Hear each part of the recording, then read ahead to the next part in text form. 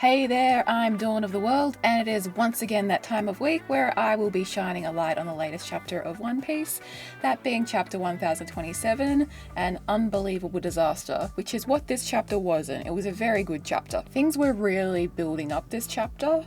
I mean, they were building up the past several chapters as well.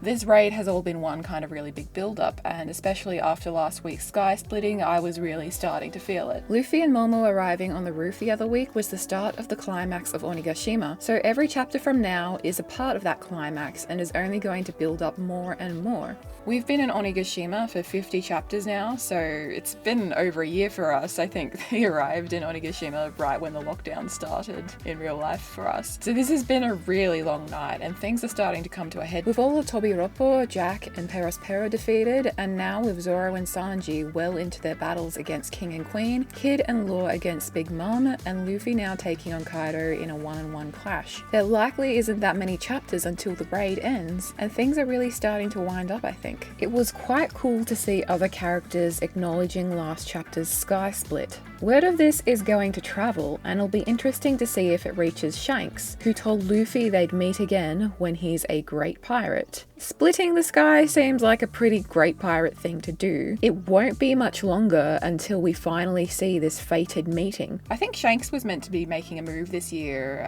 as were Vivi and Sabo, but I don't know if Oda was accounting for the breaks that would be happening when he said that, and possibly we might see those events happen around the start of next year, if not late this year. Also, being in the climax of the raid has me wondering about the future of the Wano arc and if it'll continue with the 5-act Kabuki structure. I can't imagine Act 3 ending before the raid at this point. Maybe Act 3 will end with the raid ending and we'll get a few interlude chapters in which we will see Shanks, as well as what's up with Vivi and Sabo. Based on what Oda said about what we'd be seeing in One Piece this year, we should be getting that within the next couple of months. Also, it's meant to be only 5 minutes until Onigashima reaches the flower capital. That could happen as soon as the end of next chapter. But a lot is happening right now, and especially in moments like this in the series, a lot can happen in 5 minutes. Now to jump into the actual chapter, I'd really like to talk about Momonosuke and Yamato, this chapter in particular. They really stood out to me. They kind of stole the show for me. They were such a dynamic duo. They work really well together, and I want to talk a bit more about that. Momo and Yamato are in a lot of ways like equal opposites. They're kind of like foils to each other. We've got the child of Oden, we've got the child of Kaido.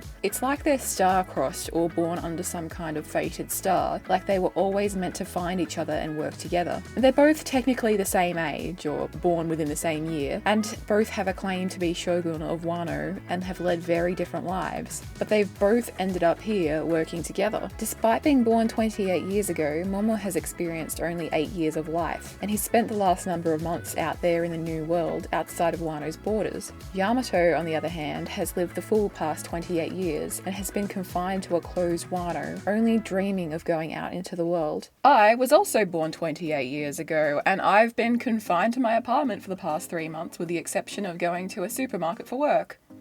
It's been riveting. Which really isn't the same thing, but in those restrictions, creativity has been fueled, and it's given me a lot of time to sit and think even more about One Piece than I already do, and come up with a whole plethora of really interesting video topics in relation to One Piece. So if you're interested in seeing any of those and what's coming up, I'd highly recommend subscribing to my channel so that you can stay in the loop. Momo, like Kaido, is a dragon, and Yamato has an admiration for Oden which borders on a crisis of identity. Both of their lived experiences and worldviews have been shaped by their own fathers and by each other's fathers, and both have had to deal with the burden of being their father's child. And lastly, but not leastly, they both ate their devil fruits for the same reason. They were hungry. Can you blame them? Seeing them work together this chapter was really quite satisfying. Yamato seems like a really good teacher, quite level-headed considering everything that's going on. We've all been discussing if and when Onigashima is going to fall, and it looks like it's already started. But thanks to Yamato, who seems to understand the whole mechanics behind flying, Momo is starting to get the hand of it, so he may be able to prevent Onigashima from crushing the flower capital. And it turns out if Onigashima does crash to the ground, it'll also explode because of all of the gunpowder that's stored there. But honestly, if it's anything like the alabaster bomb, I'm also really interested in seeing how Oda resolves this. Like, he's so good at getting his characters into situations where we're like, how are they going to get out of this?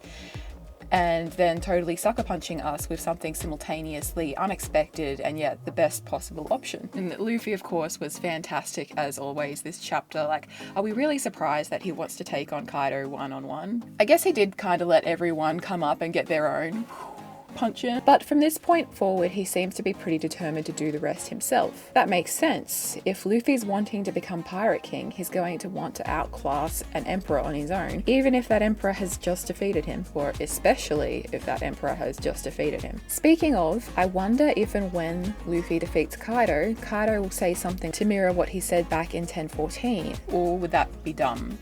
Presuming Luffy even is Joy Boy, which is a safe presumption, but you never know. It reminds me, I want to gather up all the sort of weighted phrases Kaido has said that seem to be like a good indicator of whatever happened in his past, and do a kind of analysis or discussion video before we get a proper look at that past. Is that something people might be interested in? But anyway, this is definitely Luffy's toughest battle yet, and the same could be said about Zoro, who, while being a worthy opponent to King, is also being flung around like no tomorrow. I loved Frankie in this chapter also. I know I briefly mentioned him last chapter as well, and he's even more worth mentioning this week. Just going about all of his ransacking business on the live floor when Zoro comes hurtling towards him and catches him like a baseball, a softball, whatever. He's one of the most supportive characters that I can think of. He had Zoro's back this chapter, like literally his hand is the size of Zoro's back. He offers to help out, but of course Zoro declines, giving his understandable swordsman's pride, and Frankie respects that too. He's all about supporting his crew and giving them everything that they need. If it's a hand in battle, he can do that, or if it's just to step back and let them take charge of it, he can do that as well. He's just a really super great guy. How is he the lowest ranking Straw Hat? That being said, I don't think any one of them should rank lowest, but you know what, at the end of the day,